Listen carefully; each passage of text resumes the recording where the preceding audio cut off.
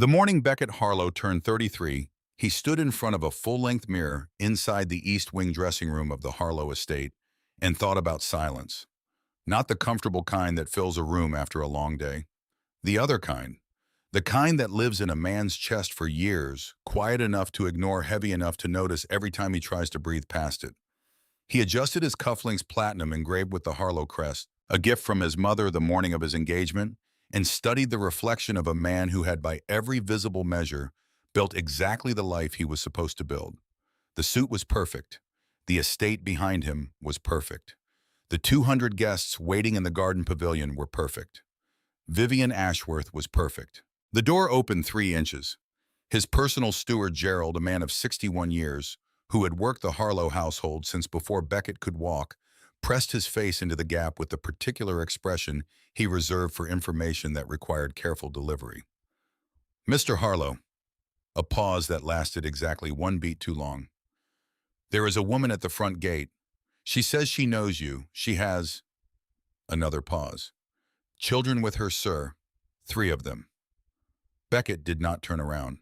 He kept his eyes on the mirror, on the man in the mirror, on the cufflinks catching the morning light. His lungs performed the mechanical action of breathing. His hands remained completely still. "How old are the children?" Gerald cleared his throat. "Young, sir, perhaps 4, 4.5.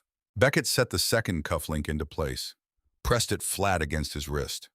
A man's life, he understood in that moment with a clarity that arrived too late and too complete to be useful, could be measured by the moments he chose to stay silent. He had one of those moments. It was standing at his gate right now, 5 years older than the night it was created, and it had apparently decided to introduce itself on the one morning he had run entirely out of room to keep avoiding it. He told Gerald to let them wait. Then he sat down on the edge of the chair near the window, still in his wedding suit, and allowed the morning to fold backward into the only place it had ever actually wanted to go. 5 years earlier, Beckett Harlow was 28 years old, finishing the last semester of his MBA at Harlow-affiliated Whitmore University in Boston, and operating under the broadly accurate understanding that his future had already been arranged. Not in a cruel way, not in any way that required acknowledgement or resistance. Simply arranged, the way furniture is arranged in a room that has always looked exactly like this, so long-standing that the possibility of rearrangement never quite rises to the level of a thought. He would finish the degree. He would join Harlow Capital Group as a junior executive. He would in time become the executive. He would marry well. He would continue the name. The library on the 4th floor of Whitmore's business school was nearly empty at 9:15 on a Wednesday night in November. Beckett sat at the far corner table with 3 textbooks open and the genuine private panic of a man who has attended enough lectures to know exactly how lost he is. The exam was in 6 days. He had been staring at the same page of macroeconomic theory for 40 minutes, absorbing nothing, his mind performing the specific trick it performed whenever information failed to connect to anything he actually cared about, receiving the words without registering them, leaving no trace of comprehension behind. He became aware of someone sitting down across from him only when the chair moved. She did not ask. She simply settled into the seat, set down a worn canvas tote bag with a cracked library barcode sticker on the handle, looked at the open textbook in front of him, then looked at his face with the particular attention of someone assessing a situation rather than a person. Keynesian multiplier. She tapped the page. That's the section that gets everyone. What specifically isn't landing? Beckett looked at her. She was perhaps 26 with natural hair pulled back from her face and the kind of composure that reads in a person not as coldness, but as the product of having learned somewhere along the way to use energy carefully. Her notebook was covered in handwritten annotations. Her pen had been chewed at the cap. Whatever she was studying, she was not performing the act of studying. "I don't know you," Beckett said. "No." She opened her own notebook. "Which section?" He found out her name because she wrote it on a study note. She slid across the table 40 minutes later. Serene Monroe, with her student ID number printed underneath in the neat, habitual way of someone who fills out forms often and has learned to include everything required without being asked. She was a graduate student in the Education and Community Development Program. Full scholarship, part-time library assistant Tuesday and Thursday evenings. She had taken macroeconomics as a breadth requirement 2 semesters prior and remembered it with the slightly rueful accuracy of someone who had been forced to learn something thoroughly enough to explain it to someone else. She stayed until the library closed. She returned the following evening without being asked. By the end of the week, Beckett had moved from genuinely lost to functionally competent, which was the most efficient educational journey of his entire academic career. What he noticed first was not how she looked, but how she talked about things she cared about. She mentioned it only once in passing near the end of their third session, a school she wanted to build someday. Not for children, for adults. For people who had fallen through the system's cracks early, the 50-year-old man who aged out of foster care and never learned to read past a sixth-grade level. The woman who left school at 14 to raise siblings and spent the next 3 decades too ashamed to admit what she had missed. A place without condescension, without the institutional smell of remediation, where a person could walk in and not feel the weight of being behind. Beckett had sat across from a great many people in his life who spoke about things they wanted to do. Most of them meant it the way people mean things they intend to order from a menu they will never actually open. Serene Monroe meant it the way architects mean blueprints. The specificity was alarming.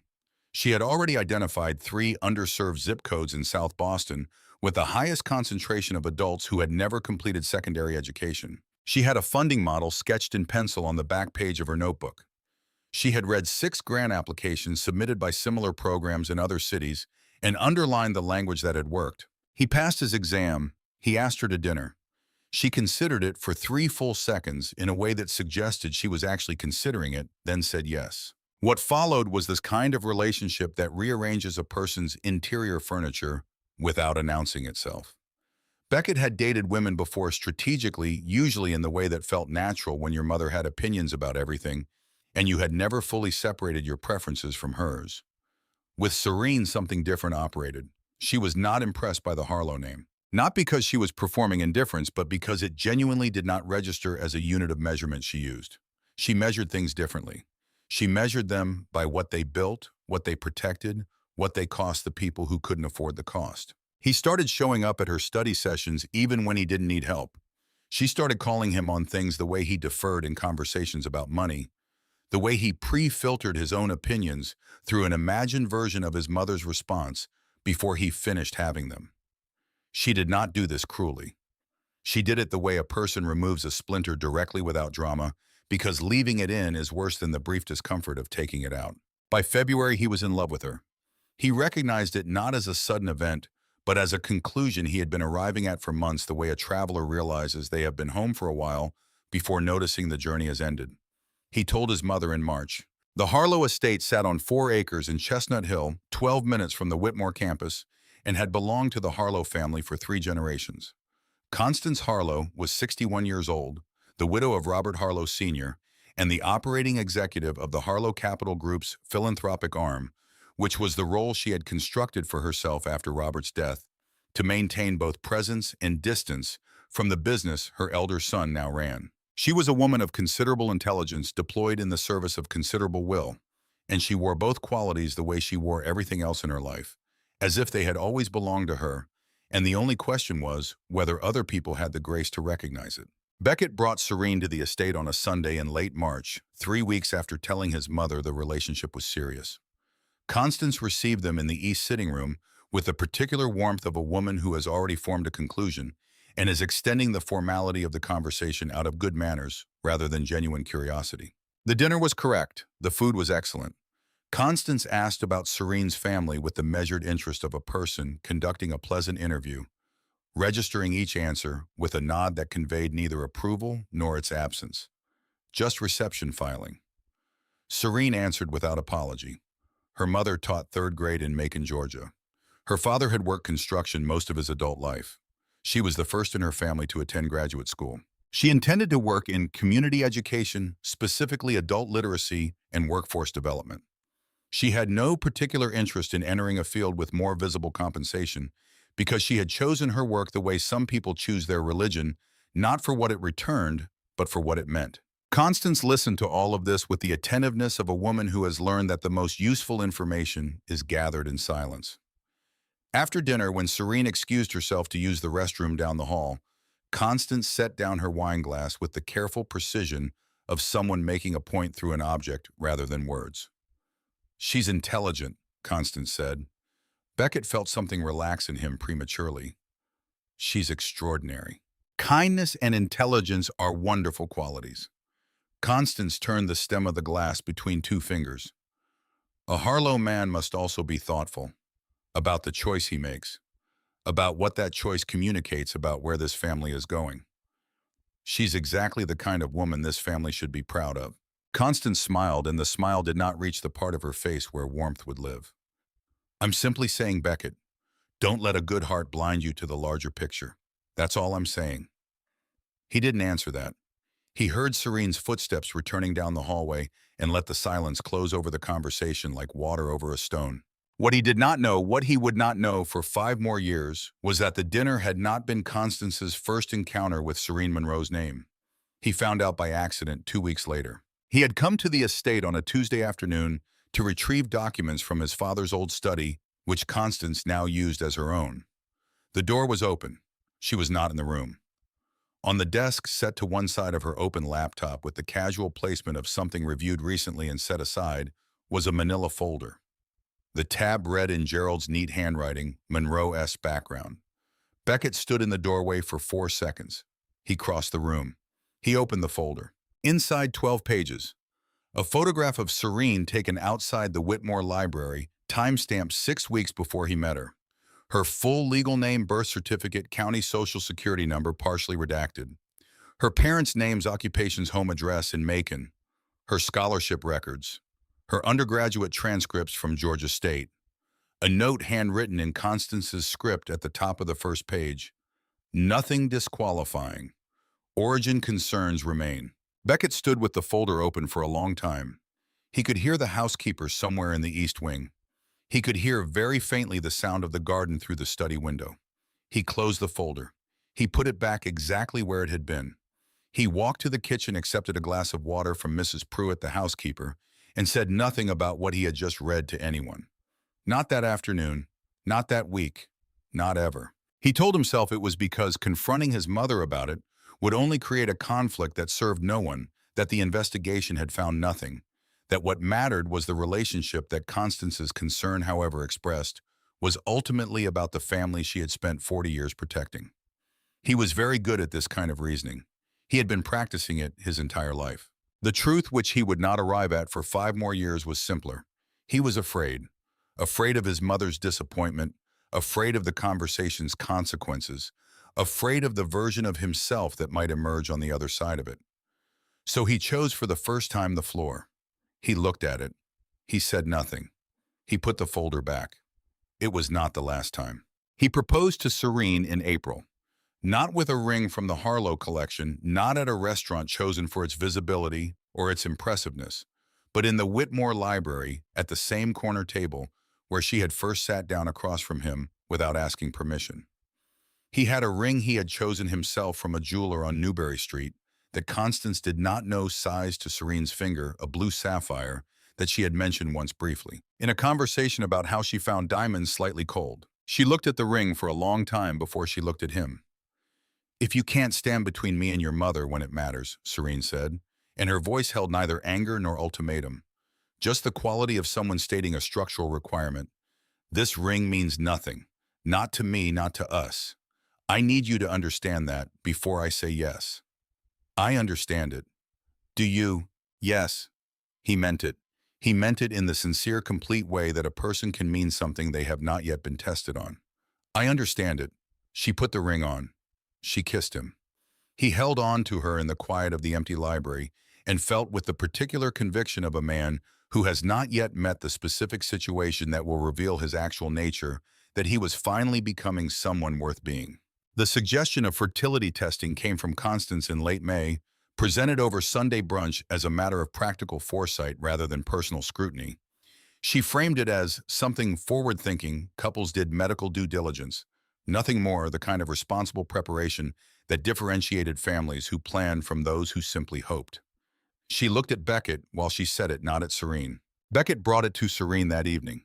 He presented it as a thought he had been considering on his own. He did not say the idea had arrived fully formed at a brunch table from his mother's mouth. Serene was quiet for a long moment. "Both of us," she said finally. "Not just me. Both of us go. Whatever the results are for either of us, we face them together. That's the only version of this I'll agree to. That's fair. Beckett, she held his gaze. I need to hear you say that's the agreement. Not just that it's fair, that it's the agreement. It's the agreement. Together, whatever the results. She nodded once, and he saw the small act of trust the nod required, and he felt the weight of it, the way you feel the weight of something only when you understand how easily it could be dropped. The appointment was scheduled for the second week of June.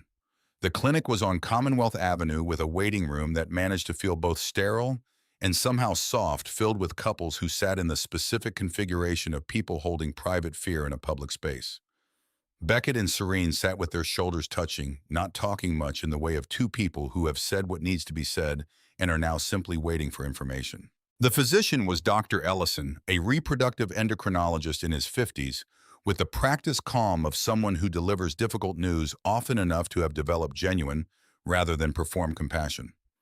He walked them through the results with the particular care of a man who understands that the way information is delivered shapes what people do with it. Beckett's sperm count registered significantly below the threshold for unassisted conception. Not absent, present but sparse in a way that made natural pregnancy possible in theory and unlikely in practice.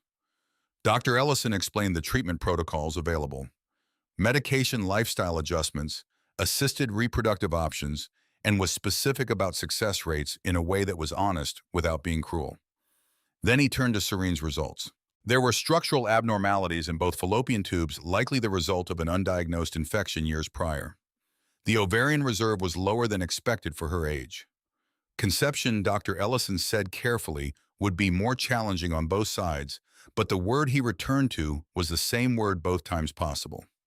Not closed. Possible with patience, with medical support, with time. Beckett sat with the word possible and felt it do different things to different parts of him. On the drive home, they were mostly quiet.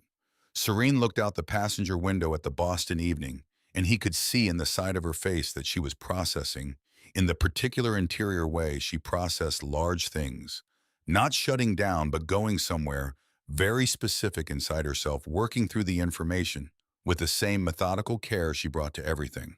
We process it tonight, she said when they had been stopped at a red light for a while, and tomorrow we talk about what comes next, together. He reached across and held her hand.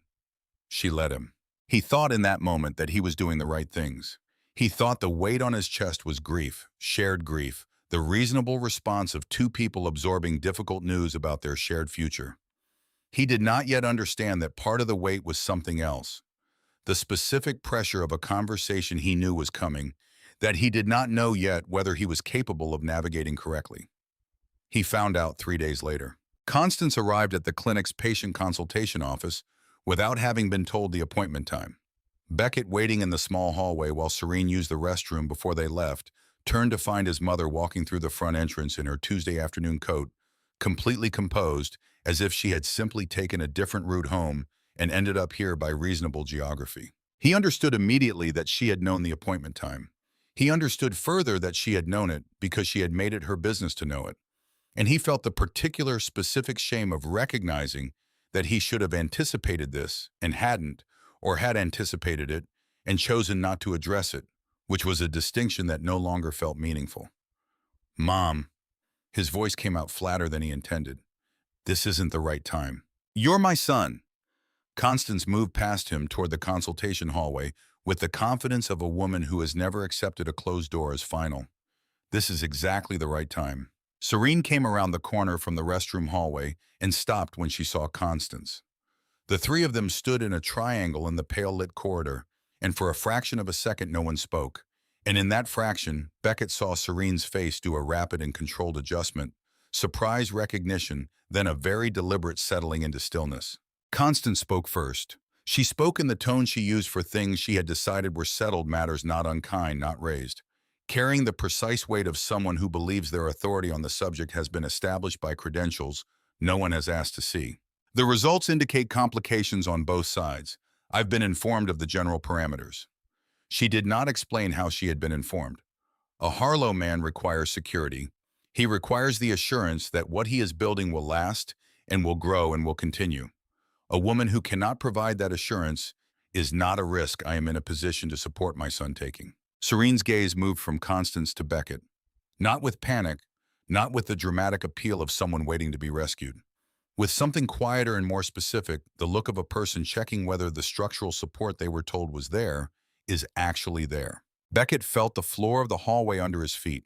He felt the cufflinks at his wrists. He felt the precise shape of every word he could say, the correction, the defense, the simple declarative sentence that would establish where he stood, and he felt all of it organized and available waiting. He looked at the floor. Not for long, 4 seconds, perhaps 5. But Serene was watching, and 5 seconds in that kind of silence is not a pause. It is an answer. Constance said something further about planning and practicality that Beckett did not fully register because he was still processing what his own silence had just communicated. He heard Serene say quietly and without heat that the doctor had noted complications on both sides. He heard Constance's response, something about his son not being the one blamed when things fell apart, as if collapse were already scheduled, and the only remaining question was attribution. He said nothing. The drive back to Serene's apartment near Fenway took 19 minutes. She sat in the passenger seat the same way she had sat there 3 days prior, looking out the window, but the quality of it was entirely different now. 3 days ago, she had been processing information. Now she was somewhere further along than processing. She did not speak until they were parked outside her building. "You had the words," Serene said, her voice carrying no accusation, only the flatness of someone stating a thing they know to be true. "I watched you organize them, and you looked at the floor." He had no response to this that was adequate because it was accurate.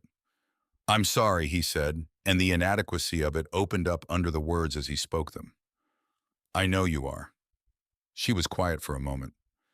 "That's not what I needed from you in that hallway." "I know."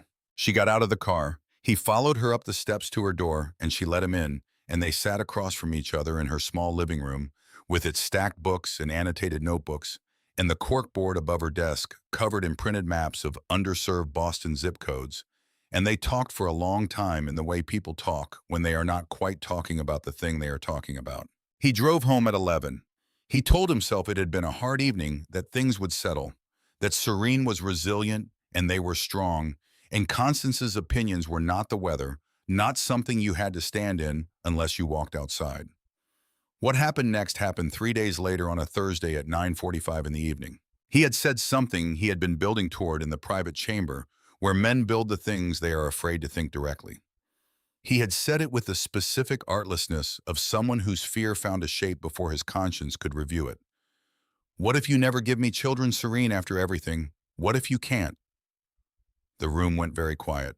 She sat across from him at her kitchen table. She did not flinch. She did not raise her voice.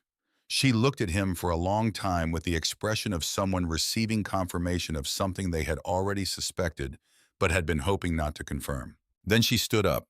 She walked to the small table near the door where she kept her keys. She removed the sapphire ring from her finger. She set it down on the table, not with force, not with drama, simply placed it there with the care of someone returning a borrowed object. "I stood next to you when your grades were failing," Serene said. Her voice was very steady. "I sat in that hallway when your mother told me I was a liability to your family's future, and I looked at you and I gave you the chance to say something. You showed me who you are when it matters." She picked up her keys. "Thank you for telling me now before it cost us more years." She walked to the door, opened it, and held it for him. He left. He walked down the steps to the street. He got into his car. He sat there for a full minute before starting the engine, looking up at her window. Her light was still on, a warm rectangle in the November dark. Then he drove. He did not go back up those steps. He did not call that night or the next morning or in the weeks that followed. He told himself with the focused ingenuity of a man building a justification he needs to live with that it was better this way. That she deserved someone who could give her what she needed without his family's architecture pressing down on every decision. That distance was a form of mercy. He was 28 years old. He was afraid. He had a mother whose voice lived inside him in the place where his own voice was supposed to be, and in every moment that had required him to choose between the comfortable and the true, he had chosen the comfortable with just enough delay to feel like consideration. He drove home through the November streets, and the ring stayed on Serene's hallway table, and he left it there. He did not know driving home that night that Serene Monroe was pregnant. He did not know because she did not know yet. She would know in 3 weeks in a different clinic sitting alone in a paper gown on an examination table.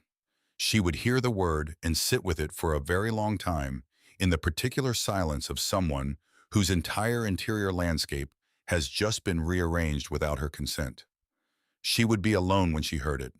She would be alone when she made the decision that followed from it. Beckett Harlow would be 12 minutes away in Chestnut Hill, sitting at his father's old desk in his childhood home telling himself he had done the reasonable thing, while the most important thing that had ever happened to him began happening without his knowledge in a clinic on Commonwealth Avenue. He was still telling himself this 5 years later when Gerald appeared in the door of the dressing room. He was still telling himself this when he looked in the mirror and saw behind the reflection of his own face in the wedding suit, the window that looked out over the estate's south lawn, where 3 children he had never met were standing at his gate with their mother. He stood up from the chair. He walked to the window. Down on the lawn, a woman he had spent 5 years trying not to think about was standing with her back straight, one hand resting on the shoulder of the child nearest to her. The other 2 children stood slightly apart, looking up at the estate with the particular fearlessness of very young people who have not yet learned to be diminished by architecture. The one on the left turned her face upward toward the window at that exact moment, as if she felt the attention, and even from this distance across the manicured lawn, through the glass, across 5 years of compounded silence, Beckett Harlow could see his own eyes looking back at him from his daughter's face. He stood there for a long time. Behind him, through the closed double doors of the East Wing corridor, he could hear the orchestra beginning its prelude. 200 people were seated. Vivian Ashworth was at the end of the aisle in a dress that had taken 8 months to make, waiting for a man who was standing at a window, watching the consequences of his cowardice introduce themselves in the body of 3 4.5-year-old children. He turned away from the window. He looked at himself in the mirror one more time. A man's life can be measured by the moments he chose to stay silent. He said it out loud to the reflection because he needed to hear what it sounded like when it stopped being narration and became admission. Then he walked to the door and went downstairs to meet his children. The city did not pause for Serene Monroe. That was the first thing she learned about grief that wasn't grief about loss, that arrived without a funeral, without a casserole from a neighbor, without the social permission to stop functioning. Boston in November kept its schedule. The T ran. The library opened at 8. Her Tuesday and Thursday shifts at the reference desk began at 6 in the evening, and the students who needed help finding sources for their papers needed help finding sources for their papers, regardless of what had happened in a Fenway apartment 3 nights prior, regardless of the ring that now sat in a small dish on her windowsill, because she couldn't bring herself to put it in a drawer, but couldn't wear it either. She discovered she was pregnant on a Tuesday morning, 22 days after Beckett drove away. She had known in the imprecise way the body knows things before the mind accepts them for perhaps a week. The tiredness was different from ordinary tiredness. The nausea arrived at specific hours with the regularity of a scheduled appointment. She sat in the examination room at the Women's Health Clinic on Tremont Street in the paper gown that crinkles when you breathe, and listened to the nurse practitioner confirm what her body had already filed as fact. And she sat there for a very long time after the nurse left to process the information.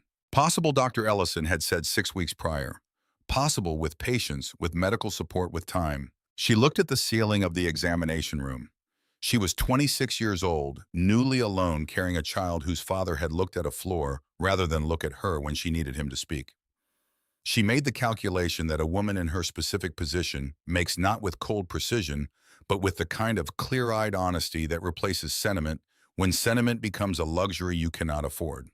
She was not going to call Beckett. She had watched him organize the words in that clinic hallway and choose silence instead, had watched him translate her pain into a question about his own legacy, had set a ring on a table, and walked out of an apartment with the full knowledge that she was leaving something that would never be fully left.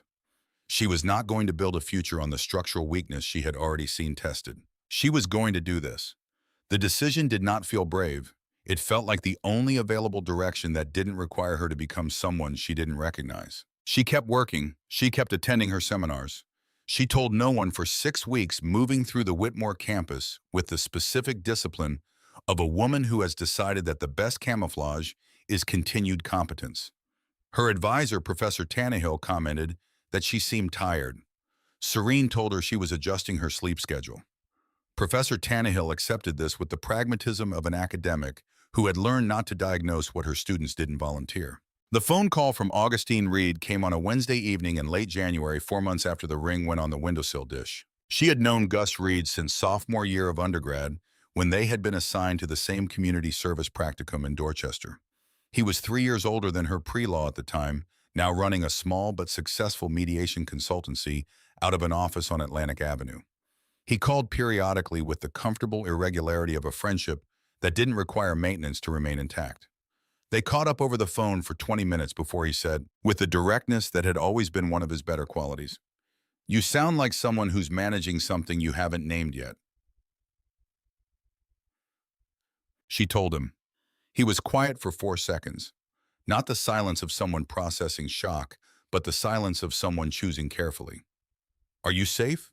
Not "whose is it?" Not "what are you going to do?" Not "are you sure?" The question was simple, immediate, oriented entirely toward her, and it was the first question anyone had asked her since November that put her at the center of the concern rather than at the edges of it. She told him she was fine. He said he was in Boston on Thursday.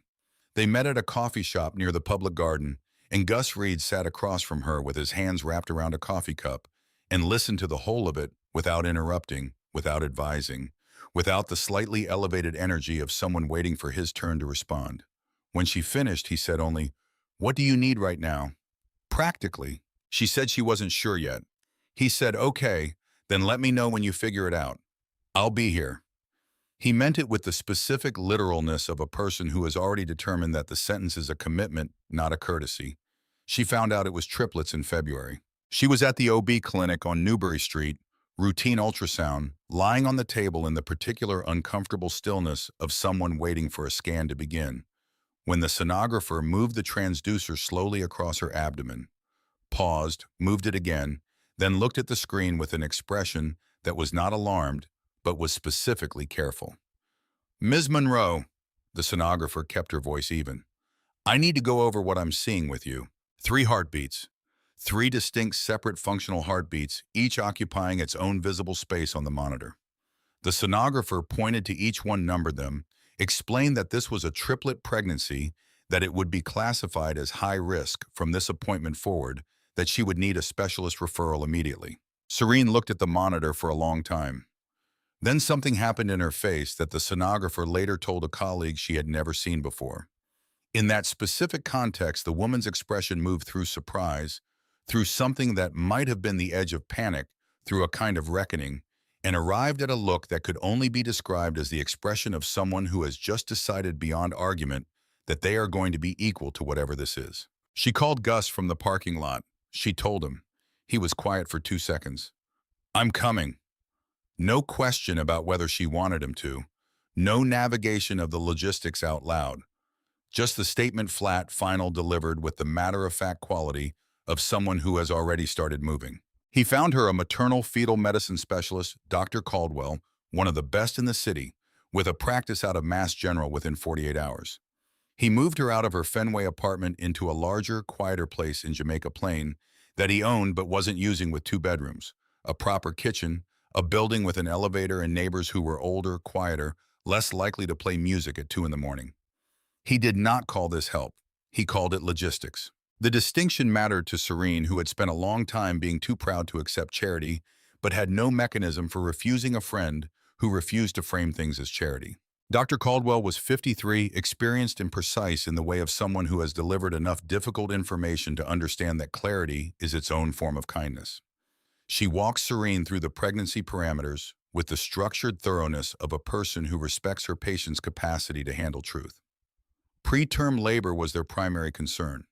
Full term was rarely achieved with triplets. And every week the pregnancy continued, beyond 30 weeks, represented a meaningful statistical improvement. Preeclampsia would be monitored through biweekly appointments.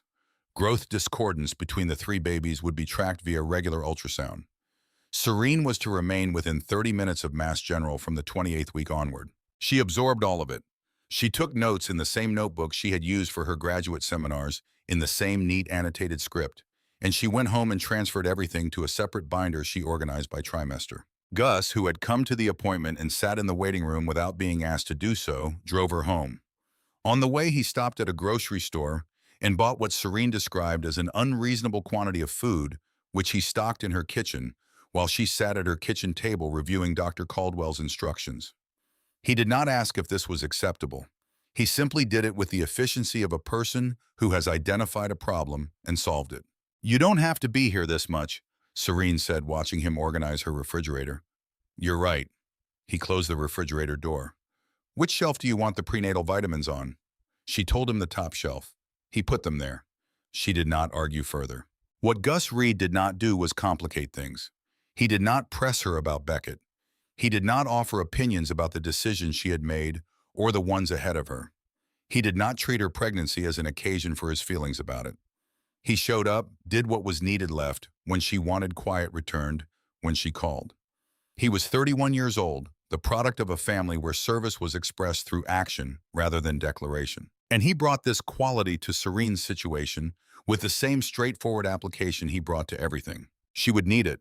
The pregnancy was hard. By the 24th week, she was managing symphysis pubis dysfunction, which produced a specific grinding pain in her pelvis, with every step addressed with a support brace, modified activity, and the information that it would get worse before it stopped. It got worse. By the 27th week, Serene was spending most of her days on her couch with her laptop open, finishing her thesis, remotely conducting her research via phone interviews, communicating with Professor Tannehill by email because the commute to campus had become genuinely unsustainable. She defended her thesis at the beginning of her 30th week via video conference from the couch in Jamaica Plain with a support pillow behind her back. Her notes organized on the coffee table, wearing the blazer she had borrowed from a classmate, folded over the top half of her body because it was the only professional garment that still fit. The committee awarded her the degree. Professor Tannehill sent a bouquet of flowers to the Jamaica Plain apartment the following morning with a card that read, "The work was remarkable. So were you." She framed the card. She put it above the corkboard that had migrated from her Fenway apartment to the Jamaica Plain living room, still covered in its printed maps of South Boston zip codes, still annotated the penciled funding model still visible on the pinned notebook paper in the lower right corner. The work did not stop. Not even at 30 weeks. Not even at 31. She was in the middle of a phone interview with the director of an adult literacy program in Roxbury when her body gave her the first contraction at 11:17 on a Thursday night in the 32nd week. She ended the call. She sat for 2 minutes timing, 4 minutes apart. She called Gus. He was at her door in 11 minutes, which meant he had not been far, which meant he had been close by in the specific way of someone who has already been staying close without saying so. She was at the door with her hospital bag packed at week 28, exactly when Dr. Caldwell had told her to, and he took it from her, without a word, guided her to the car, called Mass General on the way. With her information said, "Contractions at 4 minutes 32 weeks en route." In the flat, specific voice of a man keeping his fear entirely interior because his fear was not the thing the situation required. The delivery took 4 hours. Gus sat in the waiting area outside the operating suite, in a plastic chair with a paper cup of coffee that went cold. He did not leave. He did not pace. He sat with his elbows on his knees and his hands clasped between them, and he was still in that exact position when Dr. Caldwell came through the doors at 3:42 in the morning. "She made it," the doctor said. "All 3 babies have been delivered. They're small, we expected that, but they're breathing. The team is monitoring closely. Mom is exhausted but stable." Gus sat for a moment without moving. Then he set the cold coffee cup down on the chair beside him, pressed the heels of both hands against his eyes, and did the only thing that would have surprised anyone who knew him. He allowed himself briefly, completely in the empty waiting room, at 3:42 in the morning, to break in, the only way he ever did, which was without witnesses and without sound. Just his shoulders coming down from the position they had held for 4 hours, while he refused to let himself consider the possibility of anything but this. Eden, Noah, Micah. 3,000 grams between them, distributed in improbably functional arrangements, each in their own isolette in the NICU, under the careful watch of the night nursing team. Serene held each of them in the order they had arrived, in the specific, deliberate way of a woman who needs to memorize something with her hands. She looked at their faces for a long time. She was 26 years old. She had 3 people who needed her now in a way no person had ever needed her before, completely without the ability to need her any less. She decided in the NICU at 4 in the morning, with Eden's weight in her hands, that she was equal to it. 3 years passed in the way years pass when they are full not quickly, but with the compressed density of time that is genuinely occupied. Eden Noah Micah grew from the isolates into the Jamaica Plain apartment's second bedroom, which Gus had quietly converted into a proper nursery before Serene came home from the hospital. Then grew out of that too, requiring the larger apartment on the floor above which Gus also owned, which he offered without making it an occasion. Serene finished her graduate degree. She began work with a nonprofit called the Tremont Education Collective, managing adult literacy programs across 3 South Boston neighborhoods, learning the funding landscape, learning the grant language learning, which city council members answered their phones. She was building something real in the incremental way that real things get built, not through a single defining act, but through the accumulation of reliable presence, consistent follow-through, and the slow acquisition of trust from people who had been disappointed by institutions enough times to be suspicious of anyone new.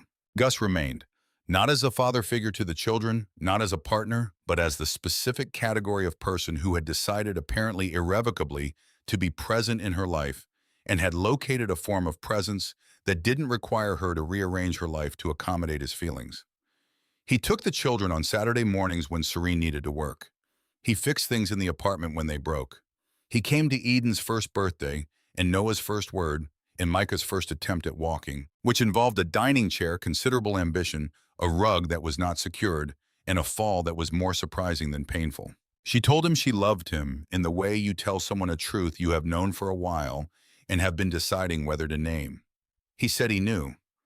Then he said carefully, not with the performance of romance, but with the directness that was simply his nature, "Serene, marry me." She sat with it.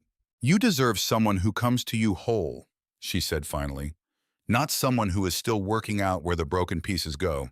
I am not there yet." She looked at him. "I'm not saying no to who you are.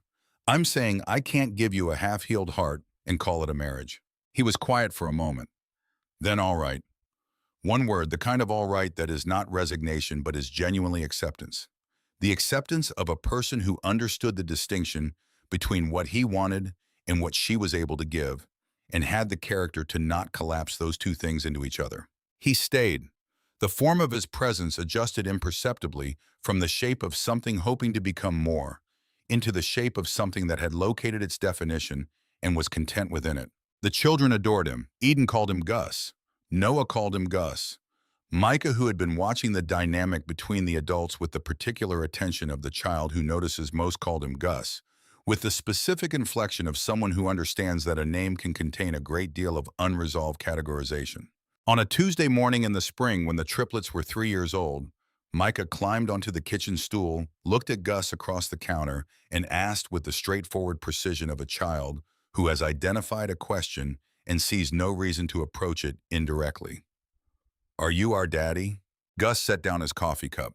He looked at Micah for a moment, then at Noah, then at Eden, who had come in from the hallway and was now leaning against the doorframe with the expression of someone who has been waiting to know the answer to this question for longer than she had been able to formulate it. "No," Gus said. His voice was level, without apology, without the compensatory warmth of someone trying to soften a fact. "I'm not your father." "But you love us." "Yes." No pause, no qualification. "I love you very much, all 3 of you. That does not change. It will not change." "Eden, then why aren't you our dad?" "Because your father is a different person. Someone your mother knew before I came back into her life. Someone who doesn't know yet that you exist." The kitchen was quiet for a moment, in the way that kitchens become quiet when something large has been said in a small space. Serene was standing in the hallway. She had heard all of it. She did not walk in. She stood with her back against the wall and her eyes closed, and understood that the time she had been not thinking about for 3 years had arrived. She told them that evening. She sat on the living room floor with all 3 of them in the specific geography of a mother who needs to be at eye level for what comes next. And she told them the version of the truth that was appropriate for 3-year-olds who deserved honesty without the weight of adult complexity. Their father was someone she had known in college. They had loved each other. Things happened that were very painful, and she had to leave. He made mistakes. He didn't know they existed because she had left before she knew herself. He had never seen them. He didn't know they were here. Noah, who was the most interior of the three who processed things by going still, does he want to know? I don't know. She held Noah's gaze. But I think you three deserve the chance to find out. She did not sleep well that night. She lay in her bed in the Jamaica Plain apartment and looked at the ceiling and understood that the decision she had been protecting herself from for 3 years had been made for her by three children who had simply grown old enough to ask the questions she couldn't answer without facing the person she had been avoiding. Now the story of those same years told from a different room in the same city. Beckett Harlow built the life his mother had organized for him with the thoroughness of a man who has decided that thoroughness is a substitute for presence. He ran Harlow Capital Group's Boston division with genuine competence. He sat on 2 nonprofit boards. He attended the right events, maintained the right relationships, appeared in the Globe's business section twice in 1 year for acquisitions that were correctly described as strategic. He married Vivian Ashworth at the Harlow estate on a Saturday in October of that 3rd year in a ceremony attended by 200 guests with flowers that took 8 months to arrange. Vivian was not a performance. She was real, a corporate attorney with the kind of intelligence that made her genuinely good company, with opinions that did not require his agreement, with a dry humor that emerged in the specific settings where dry humor is most useful. She knew in the way that perceptive people know things that are not said that Beckett was not entirely in the room. She had known this from the 3rd month of their relationship. She had made the private calculation that what she was sensing was grief, the ordinary grief of a man emerging from a serious relationship, and that it would resolve with time and with the substantive business of building a life together. It did not resolve. It became part of the architecture. He was not cruel to Vivian. He was attentive, considerate, present in every practical sense. He listened when she spoke. He was there when she needed him. He was an adequate husband by every external measurement, which was precisely the problem that Vivian, being intelligent, could not ignore. Adequate was not what she had agreed to. She had agreed to a marriage. What she had was a man who had placed his actual self somewhere she could not locate, behind a courtesy so consistent it had become indistinguishable from a wall. She said it once directly, 18 months into the marriage, sitting across from him at the kitchen table after a dinner party where she had watched him perform ease for 4 hours. "Beckett, are you happy?" He said yes. She looked at him the way a person looks at an answer they already knew was coming. Your yes is never complete. She kept her voice entirely measured, entirely free of accusation. I hear it every time I ask. I hear what's inside it. He said he didn't know what she meant. She didn't press it. She had already understood in the way of someone who has accepted an imperfect truth rather than pursue a perfect one that he did know what she meant. She had chosen to believe anyway. She would continue to choose it until she couldn't. What she did not know, what Beckett did not know, was that 3 floors below the level of their shared daily life in a locked cabinet in Constance Harlow's home study at the Chestnut Hill estate, a manila folder had been sitting for nearly 3 years with a document inside it that would have changed everything. The private investigator Constance used was a man named Forsyth, who had been on retainer to the Harlow family for 12 years. He was methodical, discreet, thorough. When Constance had engaged him to monitor Serene Monroe's situation after the November breakup, not Beckett's instruction, never Beckett's instruction, solely Constance's initiated within 2 weeks of the night, Beckett drove away. Forsyth had done what he always did. He found the information. He delivered the report. The report, dated 14 months after the breakup, contained the following. Serene Monroe, now residing at an address in Jamaica Plain, Boston, had given birth to triplets approximately 8 months prior. 3 healthy children currently 7 months old. Father unknown, not listed on birth certificates. Ms. Monroe employed part-time with the Tremont Education Collective. Financial situation stable, supported in part by a male associate, Augustine Reed, age 31. No indication of plans to contact the Harlow family. Constance had read this report on a Tuesday afternoon. She had placed it in the manila folder. She had put the folder in the locked cabinet. She had given Forsyth instructions to maintain periodic monitoring. She had said nothing to Beckett. She had done this calculation quickly with the efficiency of a woman who had spent 40 years making decisions. She framed as protective. If Beckett knew about the children, the situation would become complex. Vivian would be affected. The Harlow name would be affected. The business relationships, built on the appearance of a stable and forward-looking family leadership, would be affected. The children were being cared for. The mother had made her choices.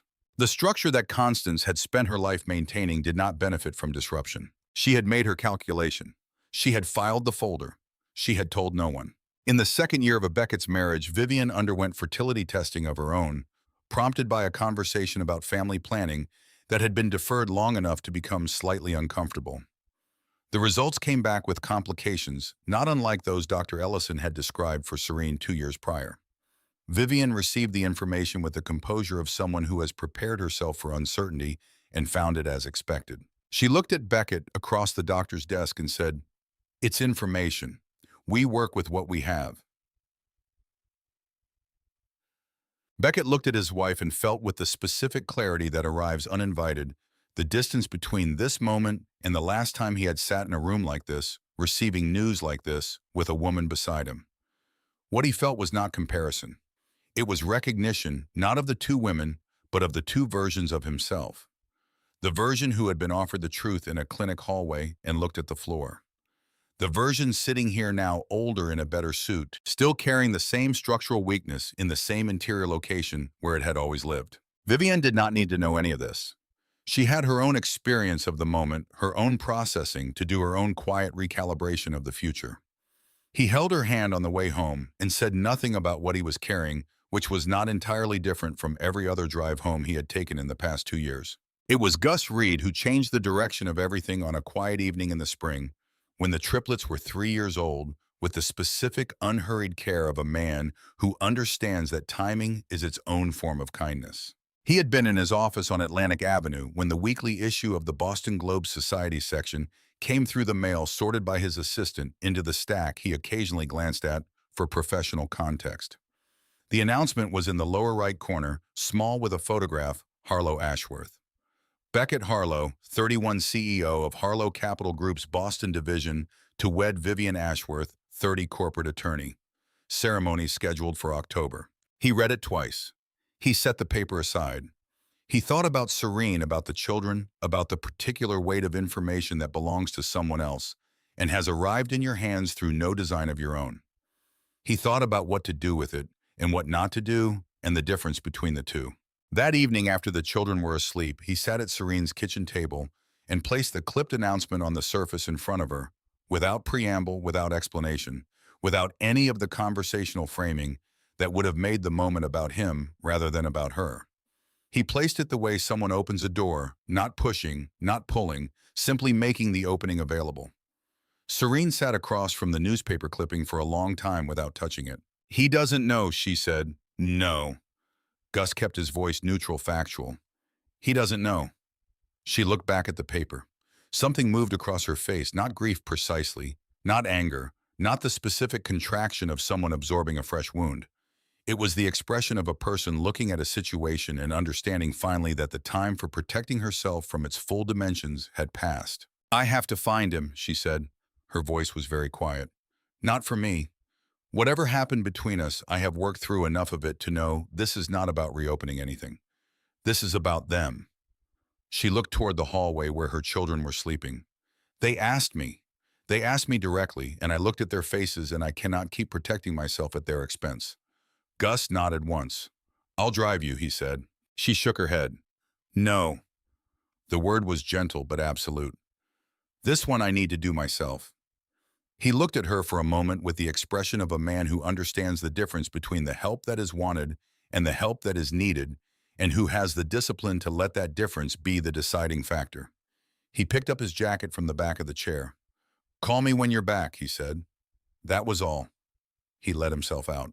Serene sat alone at the table with the newspaper clipping and the sleeping sounds of 3 children filtering down the hallway. She pulled her laptop toward her. The Harlow estate in Chestnut Hill was not difficult to find. The wedding date was in the announcement. She wrote down the address on the back of an envelope and held it in her hands. The decision was already made. Had been made the moment 3-year-old Eden climbed onto a kitchen stool and asked a question whose honest answer required a road trip to Chestnut Hill. She had simply been letting herself arrive at it. She put the envelope in the front pocket of her notebook. The same notebook now, its 3rd replacement volume, still organized in the same methodical way, still with the annotated maps of South Boston zip codes on the corkboard above the desk. She closed the laptop. She went down the hallway. She checked on each child in the specific order she always checked: Eden first, Noah second, Micah third, a circuit she had run every night for 3 years without variation. She adjusted a blanket. She stood in the doorway of each room for a moment. Then she went to bed. She set her alarm early. She had a school to continue building, 3 children to feed in the morning, a grant application due Thursday, and in some number of weeks a trip to make to the estate of a man she had not spoken to in 5 years, to tell him something that was going to reorganize every understanding he had of the past half-decade. She was not afraid of the conversation. She was afraid of what his reaction would do to her children if he failed them. That was the fear that kept her measured. That was the fear that made her slow down. Breathe, wait until she was ready to walk in clear rather than raw. She could survive Beckett Harlow disappointing her again. She had already survived it once. What she could not permit herself to be careless about was the possibility of her children watching their father choose the floor a second time. She was going to make sure before she got in that car that she was prepared for whatever version of him she was about to find. She drove herself. That had been the decision made the night before, with the quiet finality of someone who understands that certain things lose their integrity the moment they become collaborative. Gus had offered 3 more times in the week leading up to it, each time in different language, each time with the specific restraint of someone whose offer was genuine rather than persistent. Each time she had said no with the same gentleness she used for things she had already fully resolved. The morning arrived gray and cool for late October in Boston, the kind of morning that feels like the city is conserving itself, holding its color back. She dressed the children in their good clothes, Eden in the navy dress she had been saving, Noah in the collared shirt that still had its creases. Micah in the dark green sweater that made him look serene, had always thought like someone who already knew more than he was letting on. She fed them breakfast. She braided Eden's hair. She answered 17 questions about where they were going and why they were dressed nicely and whether the person they were visiting had a dog. She did not tell them they were going to meet their father until they were in the car on the expressway, with the skyline of Boston receding in the rearview mirror. She told them plainly in the direct language she had always used with them, because she had decided early that children who are spoken to as people become people faster. She told them his name was Beckett. She told them he didn't know they existed. She told them she did not know how he would respond, but that they deserved the chance to find out, and that whatever happened in the next few hours, the 4 of them would drive home together, and nothing about what they had built would change. Noah looked out the window for a long time. Then, what if he's different from what you expect? She kept her eyes on the road. Then we adjust. Micah, what if he's exactly what you expect? The question carried more weight than a 4-year-old should have been able to load into it, but Micah had always had this quality, the capacity to locate the precise pressure point of a situation with the accuracy of someone twice his age. She reached back briefly, found his knee squeezed once. Then we handle that too, she said. Together. Eden spent most of the drive with her face pressed to the window, narrating the clouds with the running commentary of someone who finds the sky inexhaustible. Serene letter. The normalcy of it was the thing that kept her hand steady on the wheel. The fact that Eden's interest in cumulus formations was entirely unrelated to the destination, that Noah's quiet was his ordinary quiet, that Micah's watchfulness was his ordinary watchfulness. They were not performing anything. They were simply themselves going somewhere, which was exactly the quality she needed to carry into the Harlow estate. She had not called ahead. The decision not to call had been deliberate. A phone call gave him the opportunity to prepare a position to consult his mother to arrive at the conversation already managed. She needed to see the unmanaged version. She needed to see in the first unguarded seconds who he was now, not the person he would have organized for her benefit, but the person who existed before organization was possible. What she had not known driving through Chestnut Hill toward the estate's iron gate was that today was the day. She found out when she turned onto the estate road and saw the cars, the precise, expensive, numerous arrangement of vehicles that belongs to only one category of event. The catering truck, the florist's van still partially unloaded near the south entrance, the guest cars filling the eastern lot in the careful rows of an event with a professional coordinator, a woman in a headset moving quickly along the garden path with a clipboard. Serene stopped the car 20 feet from the main gate. She sat there for a moment. Of course it was today. The announcement in the Globe had said October. She had not written down the specific date. She had simply come when she was ready, which had turned out to be the same day that 200 people were seated in the Harlow Estates Garden Pavilion, waiting for Beckett Harlow to marry Vivian Ashworth. She could leave. The thought arrived clearly without drama.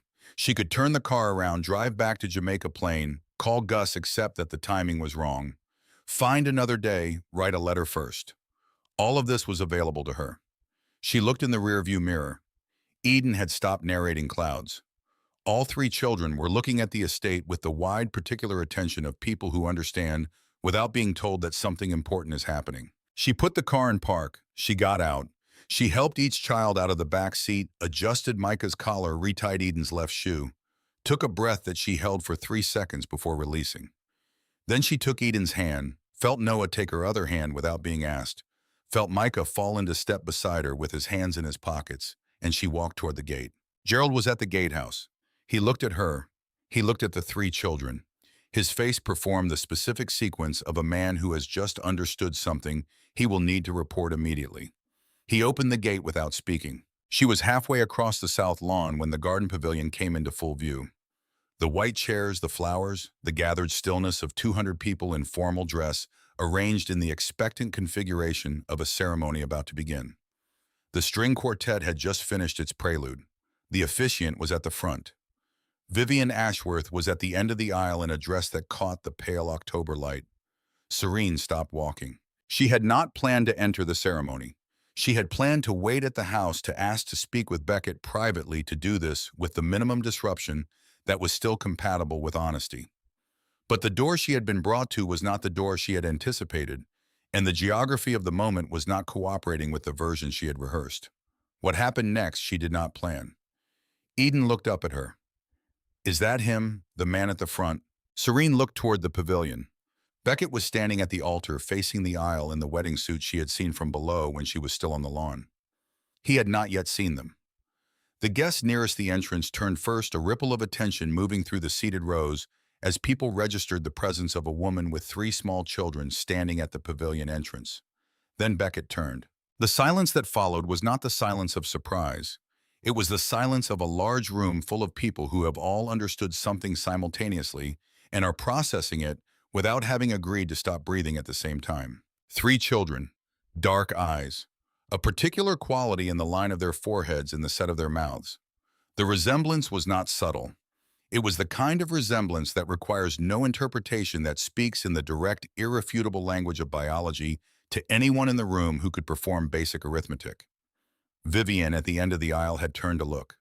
Constance Harlow, seated in the front row in ivory silk, had turned to look. Beckett stood at the altar and looked at the 3 children, and the last 5 years reorganized themselves inside him in the space of approximately 4 seconds into an order he should have been able to arrive at long ago. He came down from the altar, not quickly, with the specific, deliberate pace of a man who is forcing himself not to run because running would not be adequate for what this moment requires. He walked the length of the aisle past 200 people who did not move past the seated rows, past his mother's face, which he did not look at, to the pavilion entrance where Serene Monroe was standing with their children. He stopped 2 feet in front of them. Serene held his gaze. She did not speak first.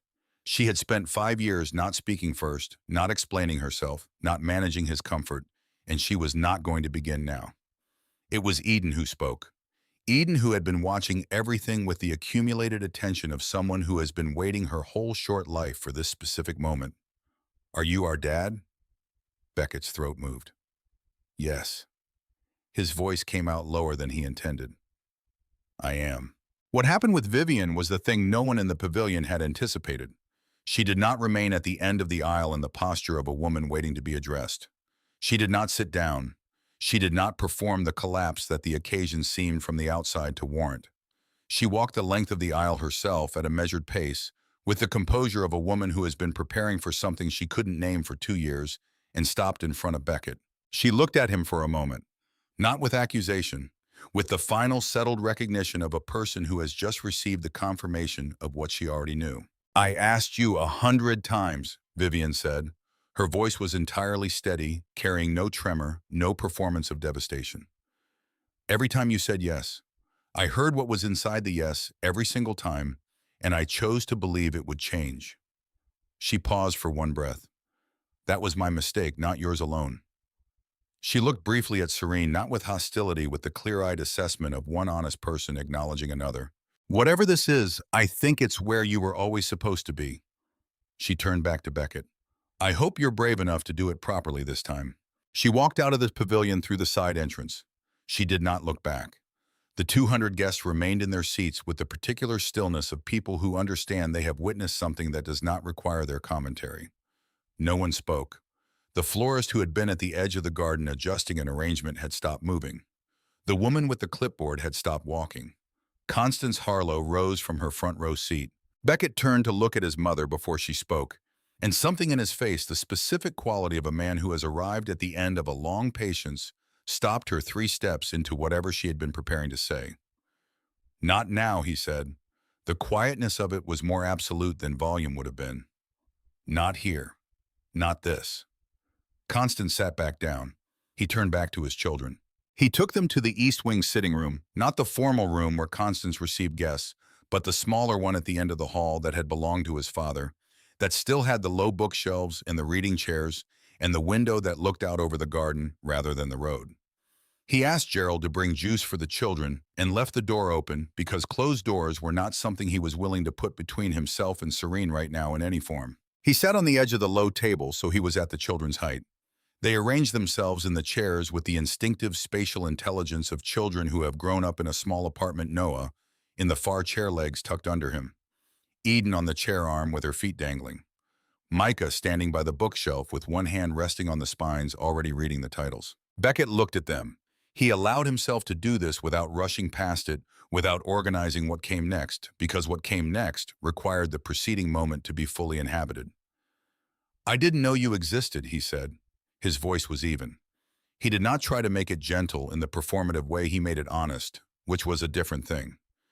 Your mother left before she knew she was pregnant. I didn't know because she didn't know. That's the sequence exactly. Eden, did you look for her after she left? He held Eden's gaze. No. Why not? Because I was afraid. Because I told myself it was better the way it was, and I knew that was a lie, and I chose to believe it anyway. He let the sentence sit without softening it. That was wrong. There's no other word for it. Noah, who had been watching from the far chair with the stillness he carried everywhere. You said you were afraid. What were you afraid of? The question was more precise than Beckett had been ready for. He sat with it for a moment because it deserved a real answer rather than a shaped one. Of finding out who I was when things got hard, he said. I found out anyway. I just found out too late. Micah turned from the bookshelf. He had been listening with his back partially turned, which was his method, absorbing without appearing to absorb. That's a fair answer, he said with the gravity of a 4-year-old who has decided to take something seriously. It's enough for today. Beckett looked at his son, at the particular quality of composure in that small face, the assessment in those eyes, and felt something reorganize in his chest that had been in the wrong position for a very long time. Serene was standing near the window. She had let the conversation between Beckett and the children occupy its own space, which was the thing she had always understood how to do. Locate where her presence was the thing needed and where her restraint was the thing needed, and provide the correct one without being asked. She watched him with her children, and she did not perform neutrality. She simply was neutral in the genuine way because what she was watching was not about her. Gerald brought the juice. Eden interrogated him briefly about the house. Gerald answered with the grave courtesy he had maintained through the last 45 minutes, as if this were the most ordinary Saturday he had encountered. When the children were settled, Serene moved toward the door, gesturing with a small tilt of her head that she needed a moment in the hallway. Beckett followed. They stood in the corridor outside the sitting room with the muffled sounds of the children behind the door and the distant noise of 200 guests beginning to understand that the afternoon had changed its program. I owe you an apology, Beckett said. Not because it fixes anything. I know it doesn't. He kept his eyes on her face because looking away from her now was a luxury he had used up. For the hallway at the clinic, for what I said in your kitchen, for standing at your window and watching you walk away in the rain and telling myself it was the right decision. His jaw tightened briefly. For every year after that, where I kept telling myself that. Serene looked at him for a long moment. I didn't come here for an apology. Her voice was not cold, it was clear, which is different. I came because those three people in that room asked me a question I couldn't answer without bringing them here. That's the only reason I'm standing in this hallway. I understand. Do you understand what this means? Not a visit, not a gesture when your schedule accommodates it. She held his gaze the way she had held it in the library the first night, with the direct attention of someone who is assessing rather than accusing. These are your children, Eden, Noah, Micah. They owe you nothing. Not trust, not warmth, not the benefit of any doubt. If you come into their lives, you come in fully. You show up when you say you will. You are consistent. You earn what they give you. I know. Beckett. His name in her mouth had a specific weight now, not the weight it had carried 5 years ago, but the weight of someone using a word carefully because it belongs to a serious context. The last time things got hard, you went quiet. I need to know that pattern is finished. He took a breath. I was 28 years old, afraid of my mother's voice in my head, and I made the worst decision of my life. He did not package this with mitigation. He let it be what it was. I'm 33. Whatever I owe those children, I intend to pay every part of it. She studied him for a moment longer. Whatever she was looking for, she found enough of it. They're inside, she said. Start there. She walked back toward the sitting room. He watched her go, and there was no version of what he felt in that moment that was simple enough to name. It was not hope, not grief, not the specific ache of something ending. It was closer to the sensation of a man who has been carrying weight in the wrong position for so long that correction hurts more than continuation. He followed her back inside. He found the folder 2 hours later. The guests had been thanked, gently redirected the pavilion, quietly disassembled with the professional efficiency of a catering staff that had seen adjustments before, if not quite this specific adjustment. Constance had moved to her private study on the second floor without being asked. Beckett had sent Gerald to arrange for refreshments for the children who had migrated from the sitting room to the garden with the exploratory energy of people encountering new geography. He went upstairs to change out of the wedding suit. He was passing his mother's study when he noticed the door was ajar, which was unusual. Constance kept it closed. He could see her at her desk, her back to him, sitting very still in the way of someone who is not working, but is also not prepared to stop pretending to work. He pushed the door fully open. He had things to say to her and had been organizing them since the pavilion, but before he could speak, he saw the cabinet. The locked cabinet beside the fireplace was open. Not fully slightly the way a thing is left when someone has opened it recently and closed it in haste. He had known that cabinet existed since childhood. He had never seen it open. He crossed the room. Constance turned in her chair but did not speak. He opened the cabinet fully. There were perhaps 30 folders. Most of them were labeled in Gerald's handwriting with names he recognized: business associates, legal matters, the foundations of the family's various philanthropic arrangements. Near the back, in a section organized by date rather than name, he found the one labeled differently. Not in Gerald's handwriting, in Constance's. Monroe S. Current. He stood with the folder in his hands for a moment before he opened it. Inside Forsyth's reports, 3 of them spanning from 14 months after the breakup to the most recent dated 8 months ago. Photographs of Serene outside the Tremont Education Collective building, the Jamaica Plain apartment address, the children's names Eden, Noah, Micah, their birth dates, their ages.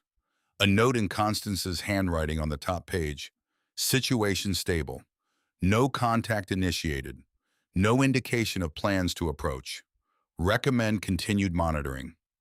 Continued monitoring. He read the first report twice. The date on it registered 14 months after the breakup. He did the arithmetic in approximately 4 seconds. His children had been alive for over 3 years. His mother had known about them for nearly 3 years.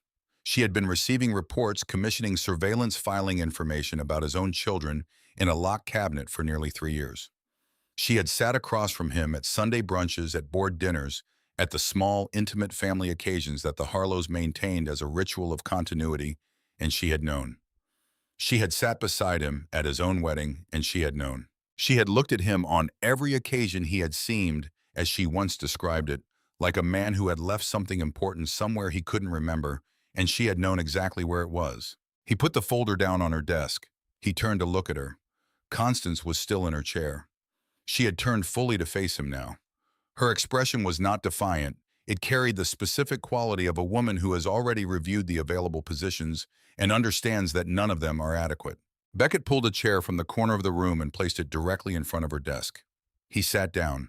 He was going to say this sitting calmly with the full weight of everything he meant. "You knew," he said. His voice was completely level. "I made a decision I believed was in this family's best interest. You knew I had 3 children." He kept his voice at the same register. "You knew for nearly 3 years. You sat next to me at my own wedding, and you knew that somewhere in Boston I had 3 children who had never met me." He let the sentences land without adding to them. "You didn't protect this family, Mother. You protected an image. There's a difference, and you know what it is." Constance's hands resting on the desk did not move. The situation was stable. The children were cared for. "You had built something. I built the version of something you needed me to build." The evenness in his voice did not waver, which made it more final than Ray's volume would have been. "My children grew up without a father because of a decision you made in this room. I want you to sit with what that actually cost. Not what it cost the family name, not what it cost the estate, what it cost 3 children who were alive and real and growing up without one of their parents because their grandmother calculated that the inconvenience outweighed the truth." Constance was quiet. "I'm not finished with you," he said. "You are my family. I love you with the specific difficulty of someone who knows the difference between a person's nature and their choices. But I am going to fix what can be fixed with those children with Serene if she ever permits it. And I am going to do it without asking for your approval or your input or your assessment of whether the optics serve the Harlow name." He stood. "Because I have been doing this your way long enough. I know exactly where your way leads. I have been standing in the middle of where it leads for the last 2 hours." He walked to the door. Constance's voice came from behind him, very quiet. "Beckett." He stopped but did not turn. "I will not tell you it was right." A pause. The particular pause of a woman who has spent 60 years being certain, arriving perhaps for the first time at the specific discomfort of its opposite. "I will tell you I believed it was." "I know you did," he said. "That's the part I'm going to have to find a way to forgive." He walked out. He did not go back downstairs immediately. Instead, he continued along the second-floor hallway to the room that had been his father's study before it became his mother's, and then further along to the room that had been his own, unchanged since he had left for university. Same bookshelves, same narrow window overlooking the east garden, same quality of light that had belonged to his childhood and now belonged to the house rather than to him. He sat down on the edge of the bed. He was still in the wedding suit. He sat there for a while in the quiet of the room, in the particular stillness of a man who has just said every word he needed to say and is now inhabiting the silence that follows. Not relief. Something more structural than that, the feeling of a room that has been rearranged and is now arranged correctly, even though the rearrangement hurt and the furniture is still settling. He thought about his father. Robert Harlow Sr. had been a quiet man in the way of men who have learned that silence is a form of authority in the environments they inhabit. He had not been cruel. He had not been cold. He had simply occupied the Harlow world so completely, so naturally, that the world had shaped itself around him, and Beckett had grown up inside that shape, assuming it was the shape of all worlds. His mother had been the voice. His father had been the walls. Neither of them had ever said you are free to be someone this house cannot accommodate. Neither had needed to. He sat in the room his parents had made and understood for the first time with the completeness that understanding requires that the making of it was not malicious. His mother's cruelty had been genuine and was his to name. But the architecture, the arrangement of expectations, the inherited grammar of what a Harlow man was supposed to be, that had been the product of love combined with limitation, which is the most common formula for the damage families do. Understanding it did not undo it, but it located it accurately. It put the weight in the right place so he could finally carry it correctly instead of pretending it didn't exist. He stood up, he straightened his jacket, he went back downstairs to his children. Serene was in the garden with them when he returned. Eden had found the stone path that wound through the east garden and was following it with the focused application of someone who has decided the path must be walked in its entirety. Noah was sitting on a low wall watching a bird with the concentrated stillness he brought to things that interested him. Micah was looking up at the back of the house counting windows. Beckett sat on the garden wall near Noah at a distance that was close enough to be present without being presumptuous. Noah looked at him once, returned to the bird, looked at him again. That bird has been on the same branch for 4 minutes, Noah said. He's watching something, Beckett said. What? Something in the grass. He'll move when he's ready. Noah considered this. How do you know he's not just resting? I don't, but the angle of his head is too focused for resting. A pause. Noah looked at the bird, then back at Beckett with a recalibrated expression. You know about birds? I used to. When I was about your age, I spent a summer trying to identify every species on this property. He looked up at the garden. I got to 43 before school started again. Noah was quiet for a moment. How many are there? I never finished counting. Noah looked back at the bird on the branch with the expression of someone who has just received a project. He did not say anything further, but the quality of his silence had changed. Serene was watching from the stone path where she had stopped to let Eden catch up. She watched Beckett with her son, and she let herself watch without managing the observation, without organizing it into a conclusion she wasn't ready to reach. She was watching him the way you watch something you need to see unfold in its own time. Not directing, not interpreting, just present. When Micah finished counting windows, he came to stand in front of Beckett with his hands in his pockets. You live here? Micah asked. I grew up here. It's very big. It is. Do you use all of it? Beckett looked up at the house. No. Micah absorbed this. That seems like a waste. Beckett looked at his son. It does, he said with the specific honesty of someone who has just been accurately diagnosed by a 4-year-old. It seemed that way to me, too, for a long time. I didn't do anything about it. Micah considered this with the gravity he brought to all assessments. You could. Yes, Beckett said. I could now. Eden arrived at the end of her path circuit and stood in front of Beckett with her hands on her hips, slightly out of breath, entirely satisfied. I finished the whole path, she announced. How was it? Long. There's a part in the middle where it goes under a tree and it's darker. I didn't stop. Good. I almost stopped. She sat down on the wall beside him with the complete comfort of someone who has decided a stranger is no longer a stranger based on evidence, only she is fully processed. But I didn't. He looked at her and the particular quality of her in this moment. The brightness of her, the exact arrangement of her features in a face that was also his face, carrying this lightness he was not sure he had ever possessed, but recognized as something to be protected at considerable cost. That's the important part, he said, that you didn't stop. Eden nodded as if this were already established fact.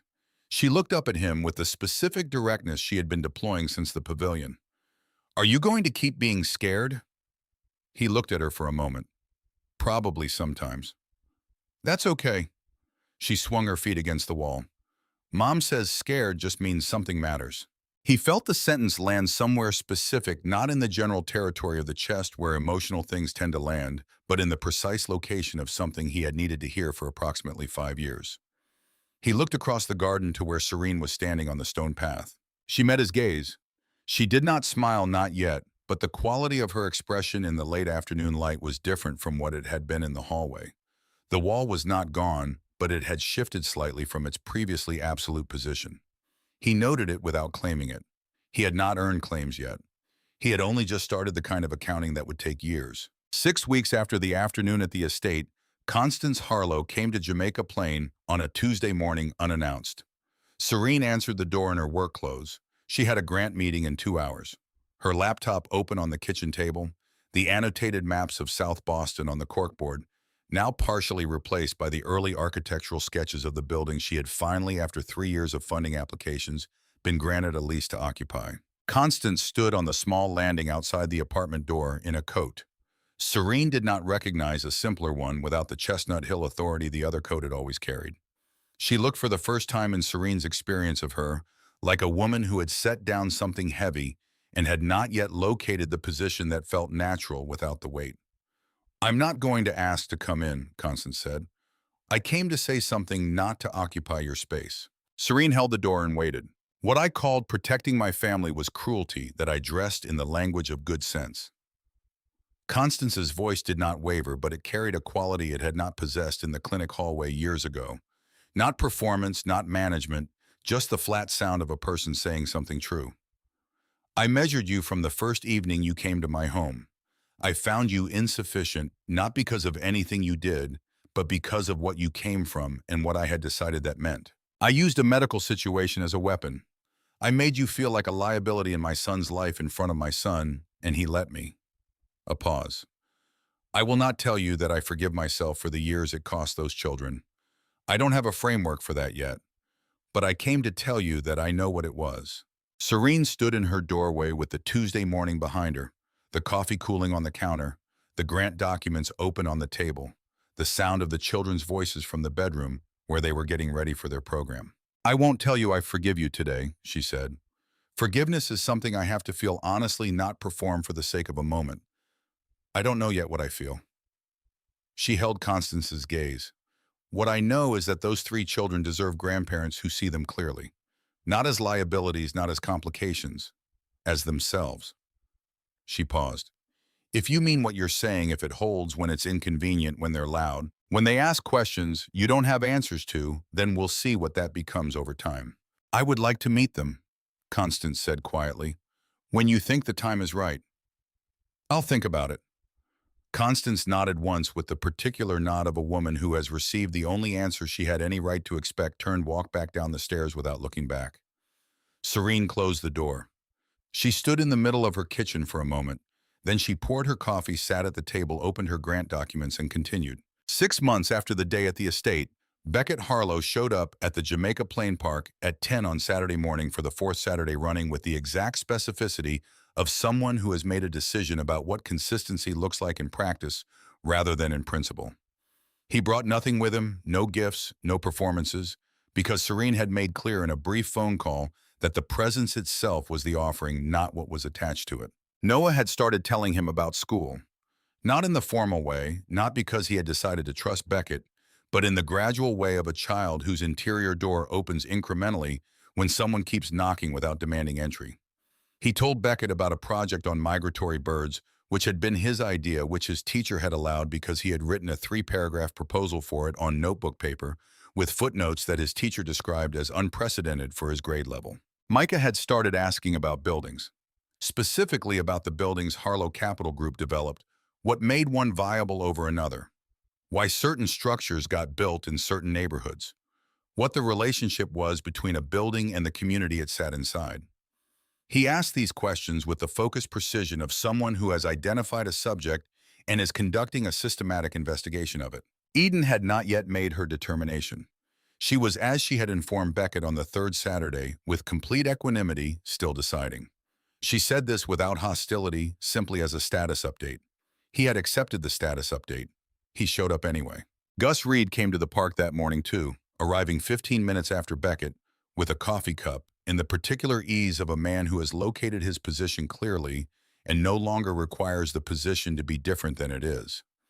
He sat on a bench on the far side of the park and watched the children with the attention of someone who loves them without condition, without agenda, without the requirement that the love be categorized in a way that serves anyone's organizational preference. Serene sat on the bench between the two men at a distance from each that was equal, which was not intentional but was accurate. She watched her children. Eden caught a ball that Noah threw badly adjusted for the arc. With the instinctive physical intelligence she had always had, threw it back with better precision than she had received it. Noah caught it. Micah watched this exchange, then looked back at the building on the far edge of the park and resumed his architectural assessment. Gus, he shows up. Serene every time. A pause. Gus turned his cup in his hands. And you? She was quiet for a moment. Not with hesitation, with the specific quality of someone measuring the distance between where they are and where they are going. Not with anxiety, but with the attention of a navigator checking position before the next leg. Across the park, Eden had apparently made a decision. She ran from the center of the field directly toward Beckett at full speed with the complete physical commitment of a person who has concluded something. She hit him at mid-height, arms around his waist, the impact absorbing into both of them with the natural efficiency of something that fits. He held on. He held on the way a man holds on to something when he finally understands what it cost him to let go of the version of it he was offered 5 years ago. Serene watched this. Something in her face moved, not the grand reconfiguration of forgiveness, not the performance of resolution, but something quieter and more specific. The expression of a person watching proof arrive. Incremental, real, the kind that accumulates rather than announces. I'm getting there, she said. She meant it, not as comfort, not as conclusion, but as precise description of where she actually was in motion-oriented, forward-building the distance between the person she had been in the clinic hallway and the person she was becoming in the same deliberate way she had always built things. One decision at a time, one honest measurement at a time. Later that afternoon, after the park, after the children had been fed lunch, after Gus had driven home, with a brief wave and the settled ease of a man at peace with his particular form of love, Serene opened her laptop at the kitchen table. The screen filled with the documents she had been returning to for 3 years. The grant proposal, the lease agreement, the architectural sketch that had moved from pencil on notebook paper to a proper rendering done by a firm in Roxbury that specialized in community development projects. The building was on Columbus Avenue, second floor, 3,000 square feet of former commercial space that would become, if the remaining funding came through in the next 8 weeks, the first permanent home of what was now a real institution with a board, a staff of 4, a waiting list, a name. The Open Door Learning Center. She had named it in the 3rd year of its existence when it stopped being a plan she was building toward and became a thing that existed that people knew about, that a man named Samuel from the Tremont neighborhood came to on Tuesday evenings to learn what he had never been given access to at 12 years old when his family needed him working. That other people came to on Thursday mornings with the particular courage of adults who have decided that the shame of not knowing something is smaller than the cost of continuing not to know it. The name had not been selected for sentiment. It had been selected because it was accurate. Every door she had ever needed someone to hold open had been held by a person who could have kept walking. Every door she had needed to walk through herself, she had eventually walked through in the specific, unglamorous way that things get done, with the knowledge that the other side of the door is not guaranteed to be better, but that staying where you are is its own kind of cost. She scrolled to the bottom of the grant proposal. The final section asked for a summary statement: why this program, why now, why here? She had written and deleted this section 11 times over 3 years. She had approached it through statistics, through demographic data, through the language of policy impact and community return on investment, through the framing of other successful programs in other cities that she had been reading since she was 22 years old, sitting in a corner of the Whitmore Library next to a man she had not yet decided whether to trust. She deleted the most recent version of the summary statement. She sat for a moment. Then she began to write. She wrote about Samuel.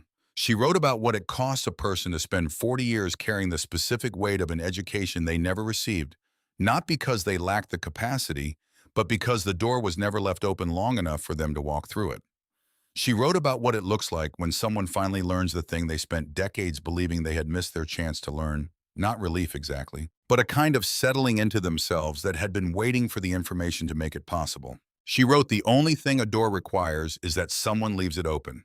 Everything else the people will do themselves. She read it back. It was accurate. She saved the document, sent it to her grant consultant, closed the laptop. In the guest room at the end of the hall, Eden was asleep with her arm over the edge of the bed in the specific way she had always slept, extending into available space, claiming more than was strictly necessary, making the room larger by her presence in it. Noah was on his side facing the wall still. Micah was on his back with his eyes closed, but with the quality of alertness that suggested he was filing the day rather than releasing it. Serene stood in the doorway. She held it for a moment, the specific warmth of the room, the sound of 3 people breathing who were hers, the particular weight of a life that had been built in the specific way she had built it, without permission, without the structural support she had been told she needed, without waiting for someone to hand her the tools. She had picked up her own pencil a long time ago. She was still writing.